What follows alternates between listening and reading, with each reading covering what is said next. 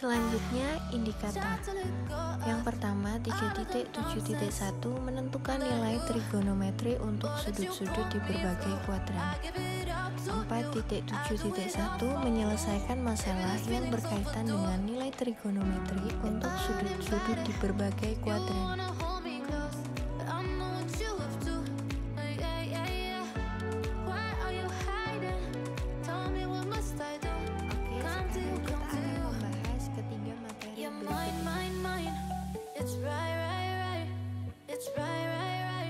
Penggunaan trigonometri dalam kehidupan sehari-hari. Yang pertama, untuk menemukan jarak dari pantai ke suatu titik di laut. Yang kedua, untuk mencari ketinggian gunung. Yang ketiga, untuk mencari ketinggian gelombang air laut.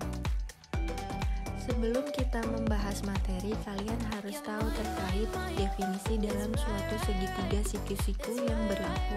Yang pertama, sinus suatu sudut adalah perbandingan sisi siku-siku di hadapan sudut itu dengan sisi miringnya.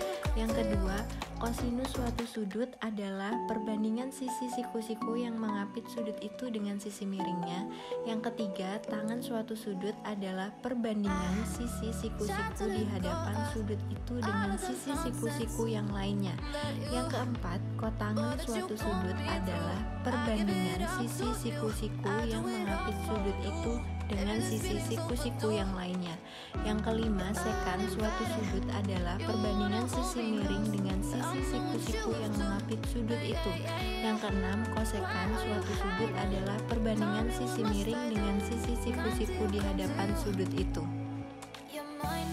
Kita akan membahas hubungan perbandingan trigonometri suatu sudut. Perhatikan gambar segitiga siku-siku tersebut. Diketahui terdapat sisi miring yaitu R, sisi alas yaitu X, dan sisi tinggi yaitu Y, dan sudutnya yaitu alfa. Sin alfa sama dengan Y per R, dengan kosekan alfa sama dengan R per Y. Kemudian kosekan alfa sama dengan X per R, dan sekan alfa sama dengan R per X. Yang ketiga, tangan alfa sama dengan Y per X, kotangan alfa sama dengan X per Y. Maka sinus suatu sudut adalah kebalikan dari kosekan sudut. Kemudian kosinus suatu sudut adalah kebalikan dari sekan sudut. Setelah itu, tangan suatu sudut adalah kebalikan dari kotangan sudut. Oke, kita review kembali. Kita dapatkan sin alfa sama dengan 1 per kosekan alfa, cos alfa sama dengan 1 per sekan alfa, dan tangan alfa sama dengan 1 per kotangan alfa. Maka kita peroleh di bawah, kalian bisa lihat sin alfa per cos alfa sama dengan tangan alfa, dan cos alfa per sin alfa sama dengan kotangan alfa. Dari segitiga OPP1 siku-siku di P1, kita substitusikan sin kuadrat alfa, cos kuadrat alfa, tangan kuadrat alfa, kosekan kuadrat alfa, sekan kuadrat alfa, dan kotangan kuadrat alfa. Kita peroleh sin kuadrat alfa dikurangi cos kuadrat alfa sama dengan 1. Kemudian sekan kuadrat alfa dikurangi tangan kuadrat alfa sama dengan 1. Selanjutnya, kosekan kuadrat alfa dikurangi kotangan kuadrat alfa sama dengan 1. Selanjutnya, kita akan membahas nilai perbandingan trigonometri dari sudut-sudut istimewa. Sifat-sifat perbandingan sisi pada segitiga siku-siku istimewa. Yang pertama, sisi siku-siku di hadapan sudut 30 derajat sama dengan setengah kali sisi miring. Yang kedua, sisi siku-siku di hadapan sudut 45 derajat sama dengan setengah akar 2 kali sisi miring. Kemudian yang ketiga, sisi siku-siku di hadapan sudut 60 derajat sama dengan setengah akar 3 kali sisi miring.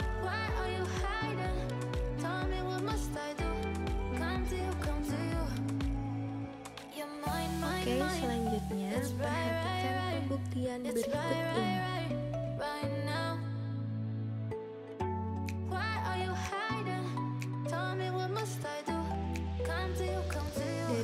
penjelasan sebelumnya, mari kita ingat kembali terkait sudut alfa, sinus, kosinus, tangen, kosekan, sekan, dan kotangen.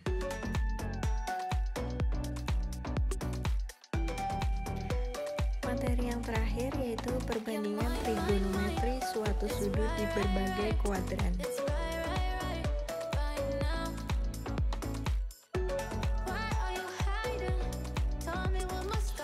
Di kuadran 1, X, Y, sinus, kosinus, tangen, kosekan, sekan, dan kotangen bernilai positif.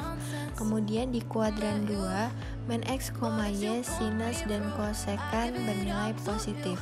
Kemudian kuadran 3, min X, min Y, tang, dan kotangen bernilai positif. Yang terakhir, kuadran 4, X, min Y, kosinus, dan sekan bernilai positif.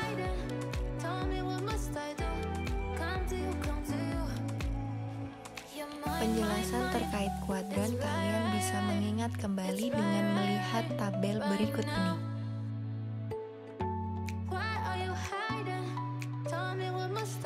Terima kasih dan selamat belajar.